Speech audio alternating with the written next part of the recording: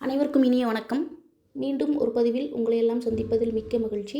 நான் உங்கள் மந்திரலாவண்யா.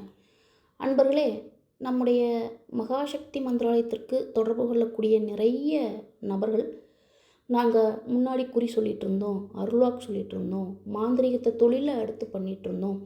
ஆனால் திடீர்னு எனக்கு குறி ஓடலை, அருள்வாக்கு ஓடலை, கோவில்களுக்கு கூட்டம் வரலை, மாந்திரிக தொழில் செஞ்சிட்டு இருந்த தொழில் அப்படியே நிறுத்திட்டோம், நின்றுச்சு, ஆட்கள் யாரும் தேடி வர மாட்டேங்கிறாங்க, பூஜை பண்ண முடியாத சூழல் இருக்குது அப்படின்னு சொல்லி நிறைய நபர்கள் நம்மளை தொடர்பு கொண்டு அதற்கான தீர்வினை பெற்றுட்ருக்காங்க. அப்படி அருள்வாக்கு, குறி, மாந்திரீகம் சொல்பவர்களுக்கு இந்த மாதிரியான தடை அல்லது கட்டுக்கள் ஏன் விழுகுது, இந்த கட்டுக்கள் விழுந்து தொழில் செய்ய முடியாமல் போகிறதுக்கு என்னெல்லாம் காரணம் அப்படிங்கிறத பற்றி தான் இந்த வீடியோ பதிவு நம்ம முழுமையாக பார்க்க போகிறோம்.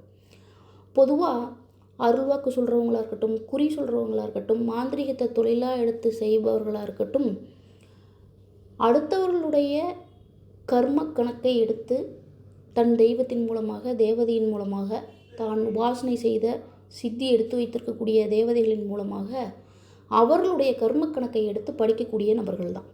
அதனால தான் பார்த்திங்கன்னா இந்த ஆன்மீக மாந்திரீக தொழில் இருக்கக்கூடிய நபர்கள் என்றைக்குமே ஒரு மருத்துவர் போல தான் அப்படின்னு நான் சொல்லுவேன். அப்போது இந்த குறி, அருள்வாக்கு அல்லது மாந்திரீகம் செய்பவர்களுக்கு அடுத்தவர்களுடைய கர்மங்களை எடுத்து படிப்பதனாலும், மற்றவர்களுடைய கர்மங்களை தீர்த்து கொடுப்பதனாலும் அல்லது சரி செய்து கொடுப்பதனாலும் சில சமயங்களில் அவர்களுடைய கர்மத்தின் தாக்கம், இப்போ ஒருத்தருக்கு ஒரு மிகப்பெரிய பிரச்சனையில் இருக்காங்க, அந்த பிரச்சனையை நம்ம சரி பண்ணி கொடுக்குறோம் அப்படின்னா அந்த பிரச்சனை, அந்த கர்மத்தினுடைய தாக்கம் நம்மை பாதிக்கும், கண்டிப்பாக நம்மை பாதிக்கும். அப்போ அதுக்கு தகுந்த தினமும் செய்யக்கூடிய பூஜை முறைகள், சில மந்திர உச்சாரண முறைகள், சில பாதுகாப்பு முறைகளை நாம் செய்து வைத்து கொள்ளாமல் ஏனோ தானோன்னு ஒரு சில வேலைகளை எடுத்து நம்ம செய்யும்போது கண்டிப்பாக நம்மளுக்கு கட்டுக்கள் விழும். ஒன்று. ரெண்டாவது, குறி, அருள்வாக்கு சொல்கிறாங்க, கோவில் வச்சுருக்காங்க, மாந்திரிகம் செஞ்சிட்ருக்காங்க அப்படின்னா அவர்களுக்கு கண்ணுக்கு தெரியாத எதிரிகள், கண்ணுக்கு தெரியாத எதிரிகள் அல்லது அருகில் இருந்து கொண்டே நம்மை வீழ்த்த வேண்டும் என்று நினைக்கக்கூடிய எதிரிகள், தொழில் போட்டி சம்பந்தமாக எதிரிகளாக மாறும் நபர்கள் மிக மிக அதிகம். இந்த தொழில், அது அருள்வாக்காக இருக்கட்டும், குறி சொல்கிறதா இருக்கட்டும், மாந்திரீகமாக இருக்கட்டும், இந்த தொழில் மிக நிறைய எதிரிகளை சம்பாதிக்கக்கூடிய தொழில், போட்டி பொறாமை நிறைந்த தொழில். அதனால் அவர்களுடைய போட்டி பொறாமைக்கு ஆட்பட்டு இவனுக்கு எப்படி கூட்டம் போகும், இவனுக்கு எப்படி நல்லா இருக்கலாம், இவன் எப்படி நம்மளை விட இந்த பகுதியில் மேலே வரலாம் அப்படின்னு சொல்லி கட்டு போடக்கூடிய விஷயங்களும் நடக்கும்.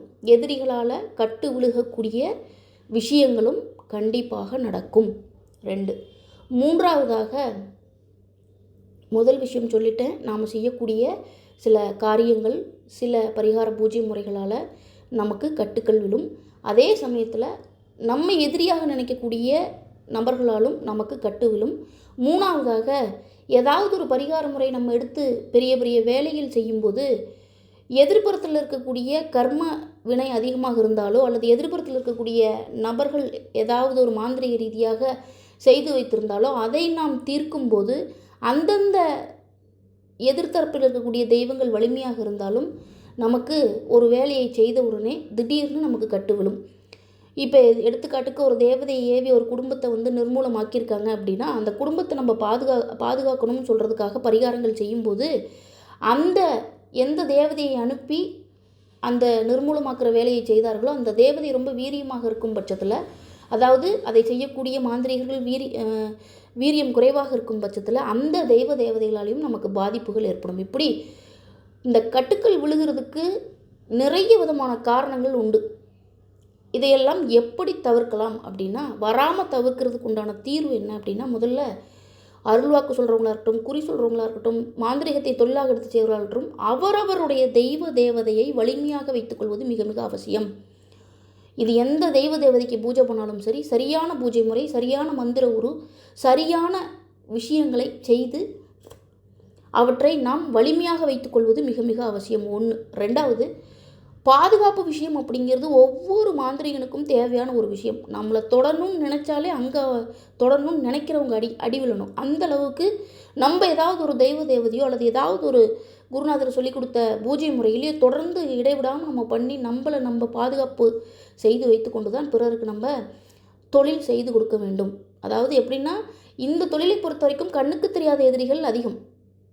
அதனால் எந்த விதமான எதிரிகளாலும் நாம் வீழ்த்தப்படக்கூடாது அப்படின்னு ஒருத்தவங்க முடிவு பண்ணிட்டாங்கன்னா, நம்மளை தொடரணும், இல்லை நம்மளை கட்டணும், இல்லை நம்மளை ஏதாவது செய்யணும், இந்த தொழிலிருந்து அப்புறப்படுத்தணும் அப்படின்னு நினச்சாலே நினைக்கிற நபருக்கு அடி உழுகிற மாதிரியான விஷயங்களை நம்ம கையில் வைத்திருக்கணும். அந்த அளவுக்கு நம்ம இந்த தொழிலில் மிகவும் கவனமாகவும் வீரியமாகவும் நம்முடைய தெய்வ தேவதைகளை மிகவும் ஒரு பட்டாசு மாதிரி வச்சுருக்கணும். தெய்வ தேவதைகளை ஒரு விஷயம் நம்மளுக்கு நடக்குதுன்னா அந்த விஷயத்தை தடுத்து அந்த விஷயத்தை எதிராளிக்கு நடக்கிற மாதிரியான விஷயங்களை எல்லாம் செய்யக்கூடிய தேவதைகளை நம்ம கையில் வச்சுக்கணும். அந்தளவுக்கு நம்ம தைரியத்தோடையும் அந்தளவுக்கு நம்ம சக்திமிக்க ஒரு ஆளாக இருந்தால் மட்டும்தான் இந்த மாதிரியான எதிரிகள் விஷயங்கள்லேருந்து நம்மளை தற்காத்து கொள்ள முடியும். ஒன்று, சரிங்களா? ரெண்டாவது விஷயம் என்ன அப்படின்னா, நிறைய நபர்கள் பாருங்கள், ஃபேஸ்புக்கில், வாட்ஸ்அப்பில், யூடியூப்பில் நிறைய நபர்கள் வருவாங்க. திடீர்னு ஏதாவது ஒரு மந்திராலயம்னு ஆரம்பிப்பாங்க. ஒரு 3 மாதம் 6 மாதம் தொழில் பண்ணுவாங்க. அடுத்து அவங்க காணாமல் போயிடுவாங்க. ஏன் தொடர்ந்து நிறைய நபர்களால் இந்த தொழிலுக்குள்ளே நிலச்சி நிற்க முடியல? இப்போ நம்மெல்லாம் பார்த்திங்கன்னா ஒரு 13 வருஷ காலம் இந்த தொழிலில் நிலச்சி நிற்கிறோம். ஏன் நினச்சி நிற்க முடியல? என்ன காரணம்? அப்போது எதனால் அவங்களுக்கு தடைப்படுது? அந்த தொழிலை விட்டு போகிற அளவுக்கு என்ன விஷயங்கள் நடக்குது அப்படின்னா, முதல் விஷயம் நம்ம சொல்லக்கூடிய பரிகாரங்கள், செய்யக்கூடிய பரிகாரங்கள்லேருந்து வரக்கூடிய கர்மங்களை கழிக்கக்கூடிய வித்தை நம்மளுக்கு தெரிஞ்சிருக்கணும். ரெண்டாவதாக நாம் பாதுகாத்து கொள்ளக்கூடிய நம் தெய்வங்கள் நமக்கு வலிமையாக இருக்கக்கூடிய சக்திமிக்க ஒரு விஷயமாக இருக்கக்கூடிய பூஜை முறைகளையும் மற்ற எல்லா விதமான ஆச்சார முறைகளையும் நம்ம சரியாக கடைபிடிக்கணும். மூணாவது, நம்மளோட கர்மங்கள், நாம் பிறருக்கு செய்து கொடுக்கக்கூடிய கர்மங்கள் இருந்து வரக்கூடிய அத்தனை விதமான விஷயங்களிலிருந்து நாம் தற்காத்து கொண்டு அதே சமயத்தில் எதிர்வுடைய விஷயத்தையும் தற்காத்து கொள்கிற அளவுக்கு நம்மகிட்ட வலிமையான ஒரு தெய்வம் அல்லது வலிமையான ஒரு தேவதை அல்லது வலிமையான ஒரு குருநாதருடைய பின்புலம், குருநாதருடைய பாதுகாப்பு அப்படிங்கிறது நமக்கு இருந்தால் மட்டுமே இந்த மாந்திரிக தொழிலில் கட்டுக்கள் விழாமல், தடைகள் ஏற்படாமல் மக்களுக்கு சேவை செய்ய முடியும். இது நிறைய பேர்த்துக்கு தெரிய மாட்டேங்குது. வருவாங்க, ஒரு 3 மாதம் 6 மாதம் தொழில் பண்ணுவாங்க, திரும்ப ஏதோ ஒரு டவுன்ஃபால் ஆகி உட்காரும்போது அப்படியே விட்டுட்டு அடுத்த வேலையை பார்க்க போயிடுவாங்க. இது நிறைய இடங்களில் நடக்குது. நான் என்னுடைய சிஷ்யர்களுக்கு சொல்கிற ஒரு விஷயம், மாந்திரிகத்துக்குள்ளேன்னு வந்துட்டால் யாரும் தொட முடியாத அளவுக்கு இருக்கணும். தொட்டால் அடி விழும் அப்படிங்கிற அளவுக்கு இருக்கணும். அதே மாதிரி எல்லாருமே பெரிய ஜாம்பவான்களாக மாந்திரிகத்தில் என்னை யாருமே தொட முடியாத நிலையில் இருக்க முடியாது. அவங்கவுங்களுக்கும் சில பிரச்சனைகள் வரும், சில எதிரிகளுடைய விஷயங்கள் வரும்.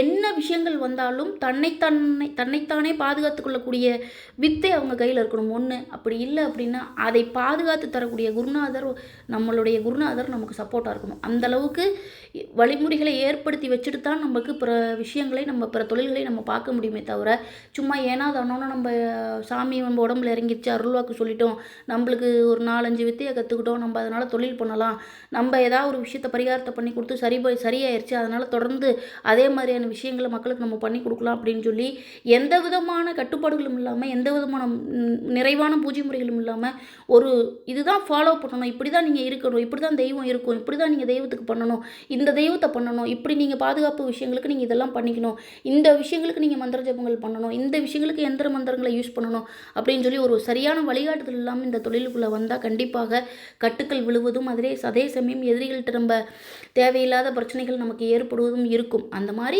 பிரச்சனைகள் இருந்தால் பெருசாக ஒன்றும் பயப்பட தேவையில்லை. நம்மளுக்கு இப்படி ஆயிடுச்சுன்னு சொல்லி நம்ம வருத்தப்பட தேவையில்லை. உங்களுடைய தெய்வத்துடைய உபாசனை மந்திரத்தை அதிகப்படுத்துங்க. தொடர்ந்து நீங்கள் உன்னால் பண்ணவே முடியலன்னா கூட தொடர்ந்து அந்த தேவதைகளுக்கு பூஜை கொடுக்கறத நிறுத்தாமல் பண்ணிட்டே வாங்க. கண்டிப்பாக அந்த தெய்வம் ஏதாவது ஒரு வகையில் உங்களுக்கு அதற்கான வழியை காட்டும். ஒரு விஷயம். ரெண்டாவது, இந்த மாதிரியான நம்ம காலகட்டங்களில் நம்மளுடைய குருநாதர் சப்போர்ட் அப்படிங்கிறது நம்மளுக்கு ரொம்ப ரொம்ப முக்கியம். அப்படி குருநாதர்கள் இருந்தாங்கன்னா அவர்களுடைய வழிமுறையை பின்பற்றி இந்த மாதிரியான கட்டுக்களிலிருந்து வெளியே வர முயற்சி செய்யலாம். ஒன்று, கட்டுக்களே விழாமல் நம்முடைய சேவையை நம்ம சிறப்பாக செய்யணும் அப்படின்னா அந்தந்த தெய்வங்களுக்குண்டான பூஜை முறையை சரியாக கொடுங்க. உங்களுடைய பாதுகாப்பு விஷயங்களுக்கான முறையை சரியாக பண்ணிக்கிங்க. உங்களுடைய பூஜை முறைகளையும் உங்களுடைய விஷயங்களையும் எக்காரணத்து கொண்டும் யாருக்காகவும் விட்டு கொடுக்காம தினமும் நீங்கள் செய்யக்கூடிய அந்த ரொட்டைன் வேலையை நீங்கள் எப்பவும் போல் தெய்வத்துக்கு செஞ்சுட்டே வந்தீங்க அப்படின்னா உங்களுக்கு பாதுகாப்பும் அதே மாதிரியே தெய்வத்தின் பேரொருளால் நீங்கள் மற்ற நபர்களுக்கு செய்யக்கூடிய சேவையும் தொடர்ந்து நடைபெறும். இந்த மாதிரியான பதிவுகளுக்கு நம்முடைய யூடியூப் சேனலை சப்ஸ்கிரைப் பண்ணிக்கோங்க. உங்களுடைய மாந்திரீகம் சம்மந்தப்பட்ட, ஆன்மீகம் சம்மந்தப்பட்ட ஆர்வம் இருக்கக்கூடிய நண்பர்களுக்கு நம்முடைய பக்கத்தை ஷேர் பண்ணுங்கள். மீண்டும் வேறொரு பயனுள்ள பதிவில் சந்திப்போம். நன்றி, வணக்கம்.